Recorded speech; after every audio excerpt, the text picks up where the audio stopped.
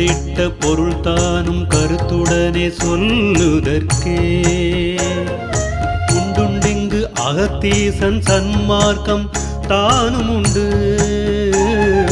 கண்டிட்ட பொருள் தானும் கருத்துடனே சொல்லுதற்கே உண்டுண்டிங்கு அகத்தீசன் சன்மார்க்கம் தானும் உண்டு.